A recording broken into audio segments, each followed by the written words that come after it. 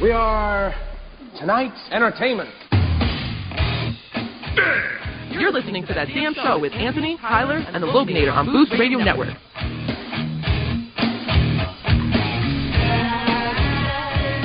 See that fight, but there's one fight that I'm looking forward to towards the end of this year, and Bernard Hopkins. I think this is going to be huge. Bernard Hopkins is going to go against Sergey Kovalev. I think this is a big time fight right here between the two. You know, Kovalev is undefeated. 23 out of 25 of his victories have been knockouts, and we all know Grandpa B-Hop.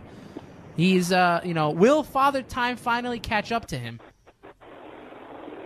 Man, what can you say about B-Hop? I wish Floyd Mayweather had the same personality Bernard Hopkins did. I mean, this man is, 50 years old? What is he, 49 or 50? I know he's somewhere around there. He's challenging the hardest puncher in the division. I mean, guys are ducking this guy. This guy is basically the GGG of the light heavyweight division, and Bernard Hopkins goes ahead and steps up to the plate and says, I want to fight. Honestly, I think Bernard Hopkins has a chance to win this fight. I mean, due to his experience, the fact that he uses lateral movement, he knows how to clinch on the inside, he knows every trick in the sport, and whenever you fight a good boxer like B-Hop against a straightforward power puncher, normally the boxer figures out a way. And, don't get me wrong, Kovalev seems to have scary punching power, but, I mean, who has he really fought? I mean, I don't know who he fought. I mean, I couldn't tell you his last 5 fights, so I don't know if he can beat B-Hop. I do not think he's knocking Bernard Hopkins out by any means. So, I'm gonna go with the executioner in that fight. I'm gonna say that he's gonna take the young guy to school, and it's gonna be another B-Hop fight. It's gonna be ugly, but I'm gonna go with Bernard Hopkins. I gotta agree with you there. I'm pulling for Father Time. One more. The alien is what they call him, isn't it? Oh, that's right, the alien. You know what? That man is an alien, man.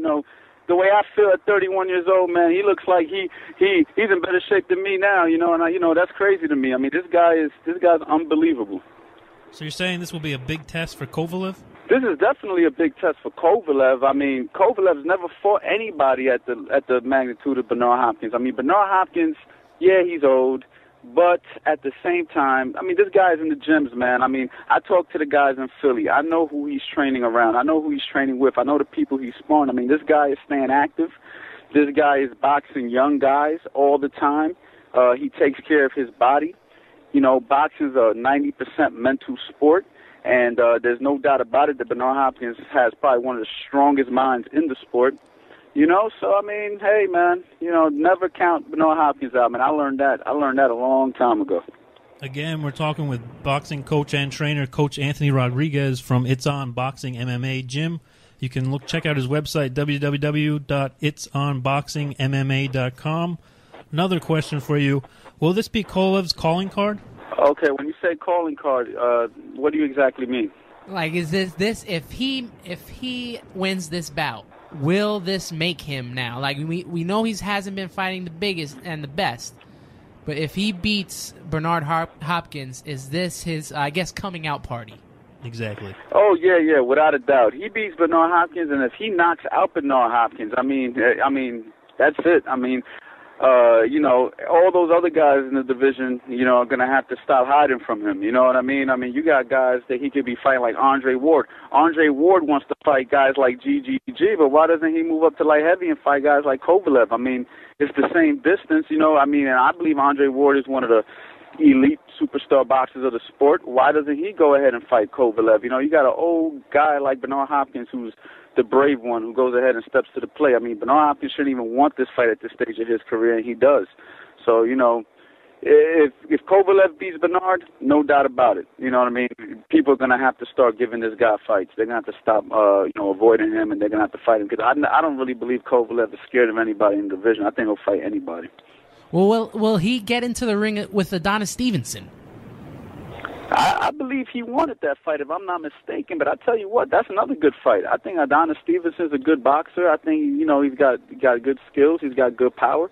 That's a that's a pick and fight right there. You know, I don't know who to pick in that fight. I would have to see a little bit more of Kovalev. I've seen Adonis Stevenson, and I think Adonis Stevenson looked good in a couple of fights, but at the same time, I also see him look a little bit, suspect. So I would like to see what else Kovalev can do. So a fight with Bernard Hopkins is going to really show me if this guy knows how to adjust, because we all know if you stand in front of him, he's going to beat you up or he's going to knock you out. But I want to see if he can adjust against a guy who's going to try every trick in the book. And if he can, then he's definitely an elite fighter, and he's definitely at the top of his division. Now, I know we went into this the last time you called in. Adrien Broner, Lucas Matthysee, they've been talking. They've been war of words. Is it time? Will we get that fight? I mean, because I'm looking for someone to please knock out Adrien Broner. I can't stand the flagrance, that personality that he has. I just don't like it in the ring. No. Hey, man, Adrien Broner is a colorful character, that's for sure. There's no doubt the kid could box, but at the same time, I think that he talks a little bit too much. He tried to be a little bit more humble in his last fight, I got to say. I got to give him credit for that. He didn't really jump off the deep end like he did in his previous fight. But, he's calling out guys, but I don't know if he really wants what he's asking for. I mean, I think if I'm not mistaken, he was calling out Mike Donna, and then Mike Donna went ahead and beat him pillow to post.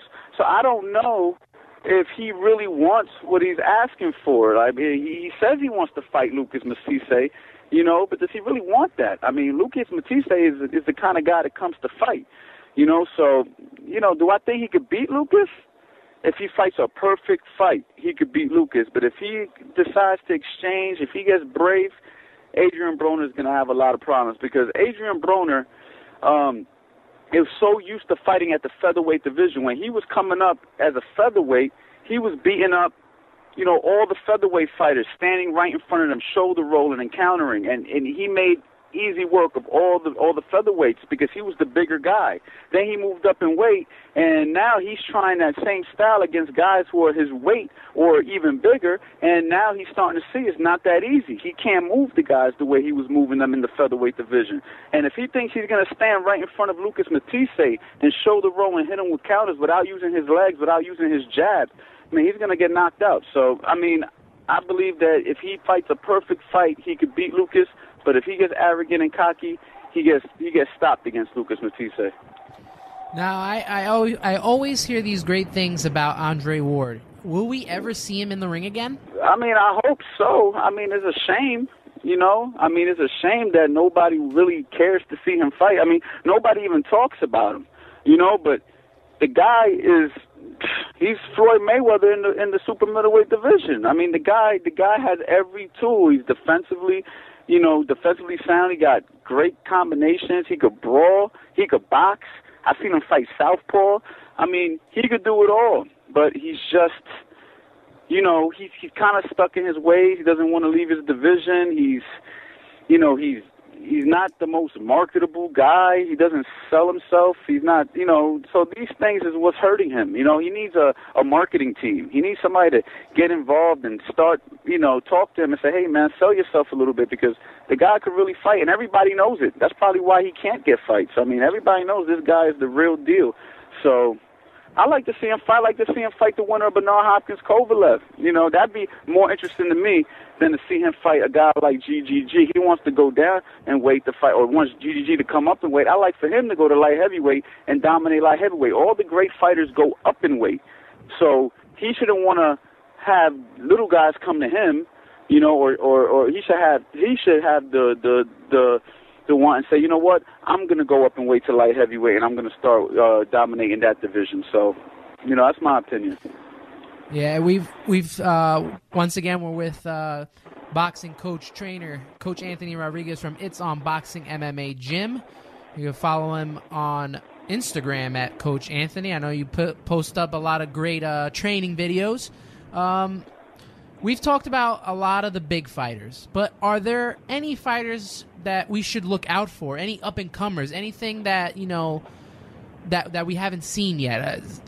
Young guys? Anybody coming up that you would recommend? Man, everybody should keep their eye out, on Keith Thurman. Let's see where he goes with his career. I think that kid is the power explosive, And I like to see him fight anybody, and they're holding him back a little bit. I want to see who he gets a fight with. I like to see him fight anybody at 147, anybody at 140. You know, right now I think he's the guy who everybody should pay attention to because he is the real deal, I believe. I believe he could fight. I believe he could box. I believe he has heart. You know, so, again, he hasn't fought the greatest yet, but I do believe he's capable and has what it takes. So I will keep my eye on Keith Thurman. There's one more fighter that I want to talk about. He's gaining steam. Triple G.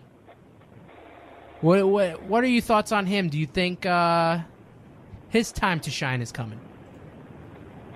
Triple G? Yeah, absolutely, no doubt about it. I mean, the only thing that I'm not too crazy about is that Triple G wants to fight Miguel Cotto so bad, and Miguel Cotto was a welterweight coming up most of his career, and he jumped up to middleweight, challenged Sergio Martinez and won, and now Triple G wants to jump on him right away, you know, because he's the marketable name. I mean, I think Triple G knows, as so do the true boxing fans know, that, you know, that's kind of an unfair match. I think Triple G's too big for him. So, you know, there's other guys at 160 who Triple G could fight, you know, so you got the twins, Darrell brothers, you know what I mean? Maybe he could pick one of the Darrell brothers to fight. I like to see Triple G against, you know, Anthony Darrell, the dog, or his brother. You know, and those are guys that are skilled. Those are guys who are true fighters at 160 pounds. You know, I believe I think Andre Darrell's 168, but I'm sure he could come down. You know, he seems like he could do it. So I like to see Triple G fight somebody like that more than fight a guy like Miguel Cotto. Honestly, I think Miguel Cotto should shoot back down in weight and look to fight some of the guys at 154 or 147. So, I mean, Triple G hasn't really fought anybody yet, but obviously everybody he fights feels it. So I'm excited to see, you know, what he can do in the division.